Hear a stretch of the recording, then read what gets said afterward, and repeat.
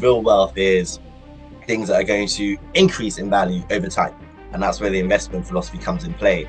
And I think that shift in mindsets and that is super important to really not just think about today, but think about tomorrow. Everyone should be an investor. The same way everyone has or most people have a current account. So we're all able to make payments, have a current account. We all, regardless of who you are, we'll all pay our debt and our expenses. And I think therefore we should all invest because it's all part, that's financial inclusion.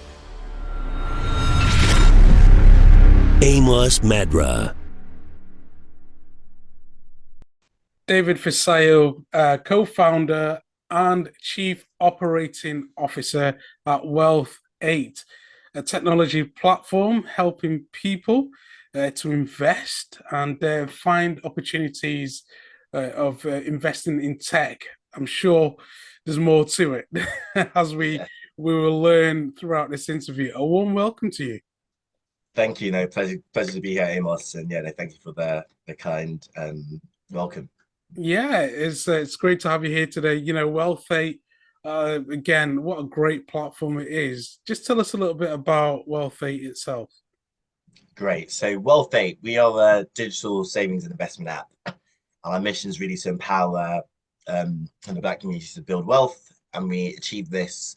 We've got an app that offers financial education and then savings and investing into diversified portfolios to meet your financial goals. And we work with the likes of like BlackRock, JP Morgan to really bring investing to the masses. Fantastic. I mean, you've made that sound very simple, but you are the mastermind behind all this. Tell us about yourself, your own journey. How did you get into financial services? Great. So my journey. So I started off.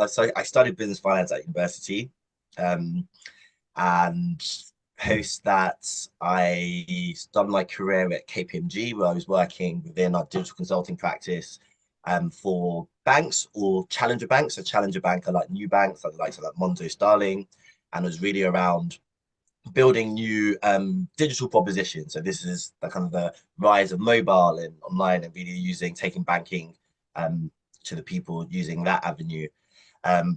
One thing I would highlight though, so obviously there is a lot of finance in that background, but I think one thing I definitely got after leaving university and starting working is that I had a lot of theoretical knowledge about finance, but from a personal level, like even in my mid 20s, got into kind of financial hardship, like realized that there's a very difference between reading theoretical things about finance and actually managing one's money on a day-to-day in the real world. So then post KPMG a few years afterwards, a family friend of myself, then came together to build Wealth8 really around empowering people and removing barriers to kind of social and economic empowerment. Absolutely. And what an incredible business it is. You're making an impact in so many lives. Now, you're targeting people from Black and minority communities. Why is that? Great. So kind of a lot of data on this shows that these communities tend to potentially have less wealth as a whole if you compare it to maybe your standard a normal white British family, that wealth disparity. And whilst there are other factors that may be involved in this, there's also an element of really looking at this community and going, was one thing to even like start to make money and through working and earning capital today, but really understanding how do people transfer money and wealth to the next generation. And I think looking at the kind of gaps that existed, it was like, how do we really empower this community? And if we talk about equality at a whole, I think financial equality plays such a big part in that equation. So it was really around looking at how do we ensure this community can not only like continue to build wealth, but ensuring that we can actually start to transfer that wealth to that next generation. And I think that's what's really powerful that you may see in other communities, that ability to give on wealth to your children and enable them to start off and live a better life as well. And talk to us about that, that financial literacy. Is it a mindset? Is it a way of being? You talked about other communities being able to transfer that onto their children and their children's children. What's the difference? What's the problem? What is it that, Black and African Caribbean communities are just not getting? So it is twofold, yes. So there's yeah, it's kind of mindset. There's a kind of way of being as well. And I think if we look at this world where money is everywhere, right? You can't probably leave your house in 24 hours without kind of spending money in some way. And I feel that if you maybe look traditionally, we've seen in certain communities, I think we see maybe a lot of like consumerism or like after a while of earning money, where I think we're sold a lot around maybe how to spend money and purchasing drip, purchasing assets, that things that we will use today. And yes, they are nice and they're good and we'll enjoy it. But actually, kind of real wealth is things that are going to increase in value over time. And that's where the investment philosophy comes in play. And I think that shift in mindsets and that is super, super important to really not just think about today, but think about tomorrow and think about these things. And I know that, for instance, I remember like growing up and maybe like you see, I know someone at university that maybe from a white household, and from the age of 18 or so, they either maybe that something's been passed on to them, or they're already thinking about that house purchase or thinking about those longer term things. And that is something that maybe just been ingrained in them from being a child or being very young. And and also speaking about money, like I can talk from a personal point of view. I'm Nigerian, right? And in our household, money was not always it wasn't always such a very comfortable thing to talk about, because it was either like there was always that maybe a constraint about when you're talking about it. And that as well is kind of like, how do you ensure that like children can speak about money? It's not just about like I need money to do something today, but being able to really have open conversations around money, and having money not being seen as either like a negative thing or something that's been lacking, but being very open about that. Yeah, absolutely. And that's it, getting children on the table to have to be part of the conversation, not seeing it as a bad thing, but seeing it as a Exactly. way of life. As Exactly. the saying, money's neither good nor bad, it's just how people use it. Exactly. And on that children piece as well, and I think this is across the board, right? At schools, being like maths is not money, right? So I guess we do maths and we do certain kind of things, but understanding money really from that kind of early age, and it's kind of about how like this is not taught so much in schools, but really being able to kind of like understand money, because this helps you build confidence, helps you kind of manage, also learn how to manage ups and downs that will come, because ups and it's not always about, oh yes, money's going to rise, right? You need to be able to manage the ups and downs that will come. But that financial literacy really is that foundation to taking control of your finances and one's future, just to live a better life in a whole. Absolutely. And David, what makes Wealth8 different? Okay. So Wealth8, so a big in addition to investing, so we always kind of say we're more than just investing. So a big part of what we're doing is actually developing and creating a strong community. So in addition to investing, education is a very big pillar for us, because we want people to feel empowered, build your knowledge in terms of obviously finances, but then also how we can use that knowledge to better our communities, better our families. And we host a number of events online, in person, where we come together and actually discuss things.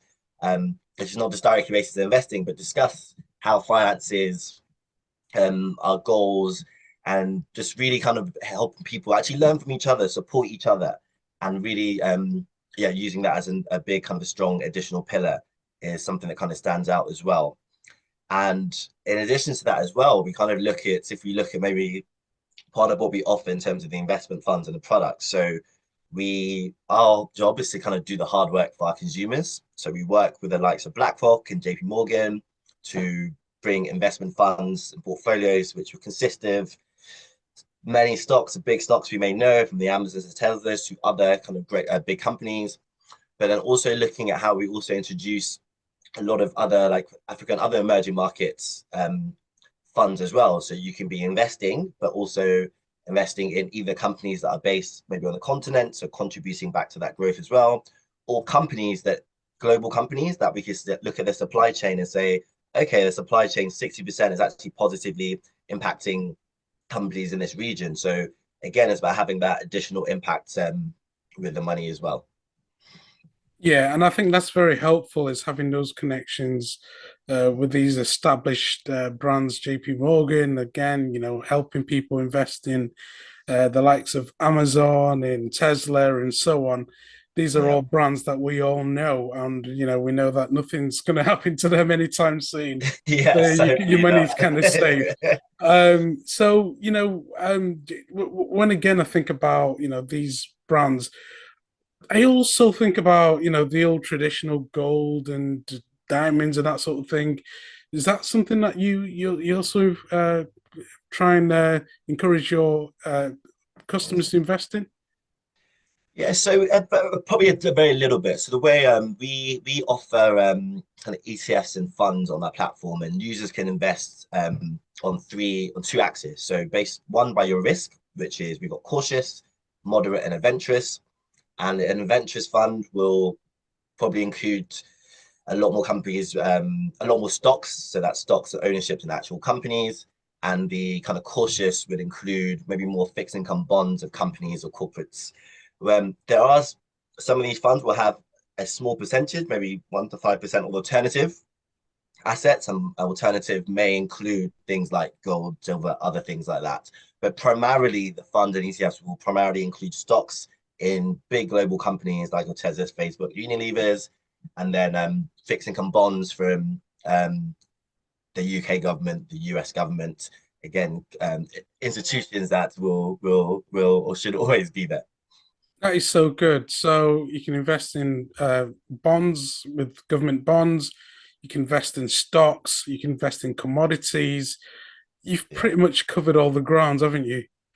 And that's the value, diversification. Do not put all your eggs in one basket. And I think that's actually one big principle that I want to call out for everyone here today, like diversification. And a big part of what we do is maybe it's quite slightly different is that we're taking the onus away from the user. So picking individual, be it individual stocks or I'm picking gold directly, puts your money all in one asset. But with our funds, you get access to a whole array of investment products all in one. And that diversification allows you to withstand things that may happen in the broader market. So if tech is being affected at the moment, well, maybe 20% of the fund is invested in tech companies, but actually there'll also be manufacturing companies and other companies that may be doing well. So that diversification is a big principle that we always advocate to our users and to everyone as a whole. Sounds good. So let's say I set up a standing order. That comes out of my account. You invest that into the different areas, and I don't know, a year or 5 years. I look back and see where things are, and then hopefully, yeah, we're in a good position. Yes, exactly. And with that, you could set up a direct debit, which we encourage because, again, as a principle, I call it paying yourself first. Like we all know, your bills, your Netflix subscription, and your mobile phone thing will always come out on a certain day of the month. So that same principle of having expenses go out on the same day of the month, why don't you have that same principle of paying yourself, which is I'm putting whatever the amount is into my investment fund, but I'm automating it so the money just comes out without me having to think about it. But then users, you have the option if you want to come in and do a top up directly, you can also do that. But that principle is there a very important thing, just letting that money go and having access to it. You'll be able to log in and see it at any point in time. And obviously, you've got that app as well, so users can keep an eye and see what's going on and how much they're earning. Exactly. So you always got access. You can log in. We send out updates as well, but you can log in, see the performance, see the general history, and then on ongoing basis, you get updates directly on your specific investments, but also updates on what's happening in the market as a whole, be it from us getting a new prime minister, as we've been seeing a lot recently, what the impact of that may be, and other general things that are happening in the world and how that may affect your specific investments. And that's it. And of course, with all this, there's always a risk, isn't there? But it's still better than not investing because you will still get something at the end.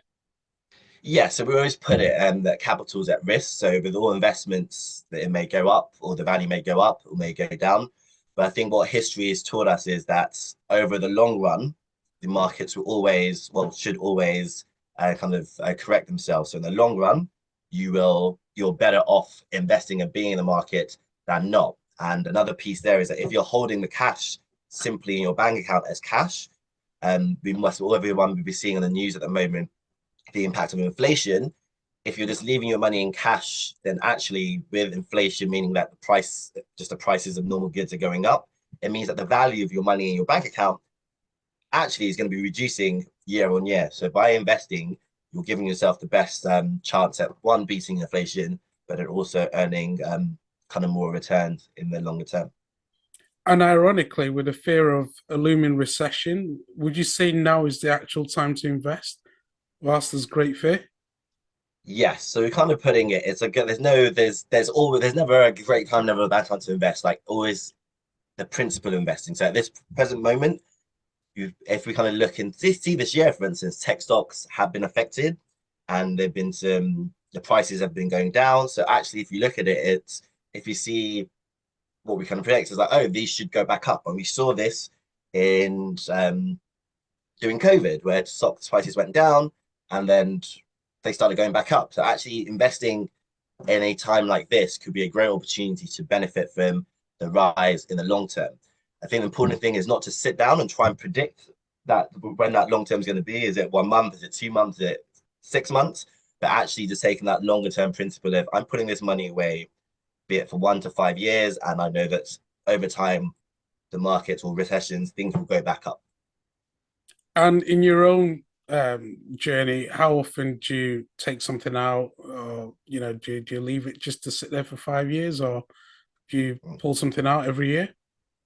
So what I do, and this is something I also advocate as well, is kind of goal-based investing. So got a pot which is just my long-term investments, my long-term investment pot. I've kind of put like a 10-year horizon, but in a way, I'm not really looking at it that much. I've also made some shorter-term horizon investments, such as buying a house, depending on maybe like a 5-year timeline. But then I've also got the investments that are I personally, and this is not my personal opinion, like they're kind of outside of my emergency fund. This is kind of for me, kind of like saving. And with that one, probably every year, with like Christmas time is coming up right now. I know people are going out to probably buy Christmas presents or just plan for the family as a whole. And this here is a point where it's like, actually, you know what, I'm coming to take out some money for maybe that extra spending around Christmas time, with a plan to obviously start to put it back in that pot come January as well. That's interesting. So your savings account is almost like the house is medium, and the investment is long term. So yeah, and it's kind of balancing it through, yes, and then taking that principle of the saving though, but like in my goal base, it's still invested into funds, but I've taken it as separate to the saving kind of emergency fund. This is like my shorter term investments, but yeah, so and it's really taking that full. But I always advise everyone to have your goal based. If you kind of think about it, you don't ever wake up in the morning, I just want to invest. We are human beings that have emotive things we want to achieve. So it may be, depending on where you're at in your life journey, you may be having a child soon. You may have a child already and be thinking about, oh, is it nursery, or thinking about certain goals. And I think if you have those goals, you can start to have investment pots that are attributed to those specific goals and decide which one of those you're putting in money at a different point in time.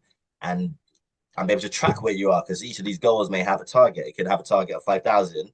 And actually, when you hit that 5,000 target, oh yes, now I'm going to go and purchase the car or purchase this because I've hit my goal. So really taking that understanding of why are you investing and what are you aiming to achieve. Yeah, I really like this, and I like that long-term investment method. Just invest it. Don't even think about it. Don't look at it. It's just there. Let the direct debit go through, Exactly. and in 10 years' time, you can look back on it and just see where things are. Yeah, Yeah. exactly. So, when I think about other forms of investment, Bitcoin, crypto, NFTs, is that something you delve in?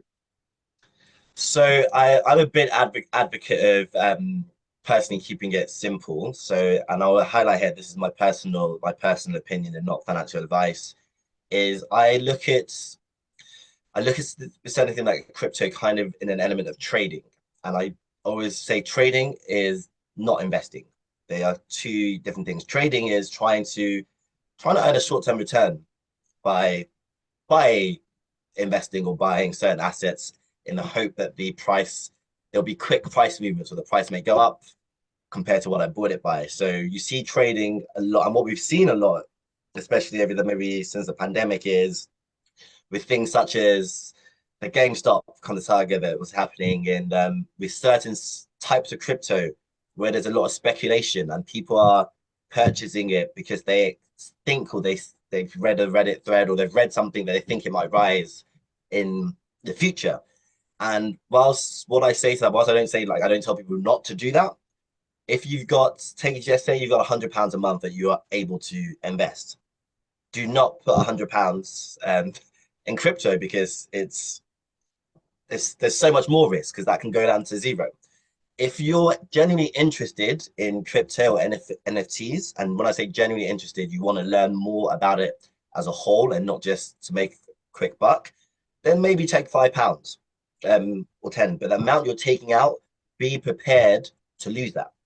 So don't put money into something something new that can be moving so quickly that you are not prepared to lose that money. And I think that's the fear I've actually seen with a lot of maybe younger individuals that are, I know there's a lot of TikToks now, or like even just hearing about, oh, that friend that's made it real big. And it's like, those things are true, right? It happens, but do not put all your money in, or money you can't afford to lose, in some of those things. But I personally didn't do it, but I advise if anyone wants to do it, and use it as a learning thing. So don't just do it and because you've seen a crypto, read about it. Actually use it as an opportunity for you to learn and be bought into it. And yeah, put a small amount is what I suggest. I like that. And just see that money is lost anyway. And if it makes Yes, something, then yeah, great. But if it great. doesn't, you've already, in your mind, it's already gone anyway. And starting with Exactly. a small number. What's the minimum you would advise for someone who wants to invest to start with? Great. So what I personally say is that there's no minimum. It's not about the amount. It's about the principle. The principle is so much more important than the amount. So example, at Wealth8, you can start investing with as little as £8. And I even go from my personal journey. I remember being around 25, 26. I actually started investing at the age of 27. And one thing I used to think before I started investing was this perception that you must have a lot of money to invest. And that was then the barrier for me starting. But the irony of that is I will then use that money that I could have invested just to buy things. And I didn't think things were too expensive to buy. So what I say is the principle. So what you think comfortable with, start small, start with what you're comfortable with, and start to increase that over time. Yeah. And this is it, isn't it? I think sometimes we've all got this idea where, you go into the city and you book this appointment with this banker, and they try and rip you off and take you, you've got to invest all your life savings and everything into it. Yeah, But it's far from it. It's just, again, with technology, you can now do it on your phone. And exactly. again, keep an eye on how things are going. You can invest as little as £8 a month, but the Yes, returns again on that is incredible. And again, if we're patient with it, we give ourselves a year to 5 years, 10 years, and then again, we yeah. can look back and see the returns. That's it. That's it. And another principle I like to call out is delaying of gratification, right? So it's a long-term thing, like, and anything, if you pause and think about anything in life that's worth, someone wants to run a marathon, you can never just run a marathon on day one. If you people that go to the gym that go, hey, I want to bulk up. Anyone that goes to the gym, you'll understand that you can't just wake up, or after one session or two sessions, you will not be on a Schwarzenegger. And all these things just want to play the drums or piano. So it's interesting how if you look back at just general life, we understand the principle of you must invest slowly, surely, and you build over time. And is it 2 or 5 years time you turn around and you look back and you go, ah, interesting. See, that I've now got the benefit of that, and that's the same principle that applies in the world of investing. And in terms of what you do, what is it that you enjoy the most about this whole investing game? Great. So, as an investor or as Well, a yeah, wealth eight? both as Yeah. someone who works in it and an investor. Okay. Yeah, so I think one is the power of so one is I think the power of ownership. And I think in life, and going back to even talking about disparities between communities, one thing I've learned is that actually people that own are the people that are most that benefit the most in the long term. And if you're not an owner, you are a essentially like, you're contributing to somebody that owns. If you're not an owner, so if you're buying the goods, you're buying the goods, and somebody owns the goods. If you're working, you're working. There's an owner. There's a owner of the company, and I think is that ability to own. So be it in small percentages, but you are owning. You own like I own part of Facebook, as simple as it is. I own, and that ability to own is shows like the power of what can happen in the future. But then also it helps you like once you get invested, you start caring a little bit more about just stuff in general. So you start caring a little bit more about when you watch the news. It's not just oh yes, the news sometimes can be a cycle of just information and everything's not great, but actually start like okay, I care as to why that policy that's been implemented and what the budget now means, and I'm actually trying to go oh what does that mean for the things I'm invested in, and that actually just makes you a little bit more whole and a little bit smarter as well because you're you're interested in these things. So you start reading things in a little bit of a different light because oh I've got some exposure in South America. Oh yeah, what is happening there with a government change or in this specific country? So that piece for me is what I enjoy from a personal level. And on I guess from the Wealth8 front of view, again, it's just back to I know that my passion has always been about how do you elevate the lives of individuals. And example, something very close to me is like social mobility and this power of just we can always continuously improve and get better as people and removing socioeconomic barriers. So one, taking someone that maybe was a saver and making them a first-time investor. For me, it's just that end goal of going, wow, yes, you now something that seems quite foreign to you, you're now doing. And for someone that could relate, because I had that, even though I had this financial knowledge, and I'm like, but I thought, oh man, you've got to be really wealthy. And like when I'm really wealthy, I'll start to do this. But being able to go, oh yes, I could bring people on that journey. And I think everyone should be an investor. The same way everyone has or most people have a current account. So we're all able to make payments, have a current account. What we all, regardless of you have, we all pay our debt and our expenses.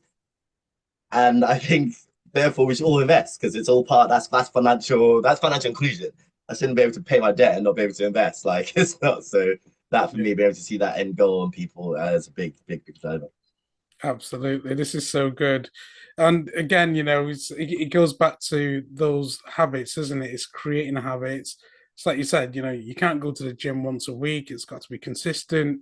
And it puts you in a position where, you are not the debtor. At least you're in a position where you've got investments, you've got your house in order, Yeah. make sure what's going out is not more than what's coming in and just, keep an eye on your account, keep watching and making sure, Take control, everything is. taking control of your wealth, Mm. taking control of your future. That's it. And yeah. I can imagine, David, you must be the sort of person who has got so many investments everywhere that sometimes you've even forgotten that you've invested in such a thing until it's like, oh yeah, I've got I've got shares, Do you know that is the shares in best? that. That is the best position because that's and back to the print of that and sometimes investing in not thinking about it because it's that like I wish like I wish that could happen. It doesn't happen. Definitely doesn't happen every day. But I wish that could happen every day because that's like how I remember my grandma once going through some documentation, and this is like old school. My grandma grew up in Nigeria, lived in Nigeria, and like it was like a share like it was paper like certificates of. I don't think there was anything electronic about the share certificates for this company, and just found it. I was like, wow, like that's been in this folder for like how many years and years, and that could have been disappeared. But like the power of like, oh yeah, I forgot I made that investment for myself, and today I'm going to reap the rewards from something I did a long time ago. And yeah, and I think if we get those principles, and this is why I kind of advise people, don't log in and look every single day because after a while you all kind of forget about stuff. And that is value knowing that I've got money somewhere in case it's needed and I can live my day-to-day life as normal without that. Absolutely. David, what should we expect for the near future for Wealth8? What's the plans? What can we expect from yourself? Great. So a long-term future, really, like I think I was touching that point about like just the money, the role money plays in society, and like I think money is like oxygen in our world, and I really believe that everyone should be able to transact, save, financially plan, build wealth on a level playing field. Even though there'll be disparities in the wealth itself, that's fine, but there shouldn't be certain things that people can't do. So really, for us, the mission want to provide access to wealth and investment opportunities for over 10 million individuals, both kind of ethnic minority backgrounds here and Africans back on the continent. One big thing we're also looking to do as we continue to expand UK operations and enable more people to invest is also looking at markets like African markets like Nigeria, where actually some people are actually just prevented totally from able to do this. Like you would see if you're logging into any systems here, you've got to put the UK bank account, you've got to put certain details. And that again, being able to open access to a growing kind of population of people to empower them is something that's dear to us as well. So yes, that's some of the things that are coming up.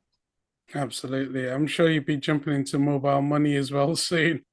Lots of Yeah, just all about access yeah. empowerment. Economic empowerment. David, we always talk about trailblazers on this show, and we've certainly got one here today. I just want to Thank you. celebrate you for who you are, taking a risk, but taking a risk on something that means a lot to you. And this is it. This is life. If we don't step out and have that faith and belief in ourselves, we can't impact the world. We can't make change. And you certainly want to make that change and impact the world, and you're certainly doing that. And I just want to celebrate you and honor you for the person that you are. Thank you. No, thank you so much. That means a lot, and it means a lot, and we will continue to do continue to do the hard work for everyone listening, and everybody out here. Just enjoy that. Fantastic. We'll put all the links in the description so that the audience can connect with you. David, thank you. Thank you so much. If you want some amazing inspiration, check out the videos next to me, and I'll see you right there.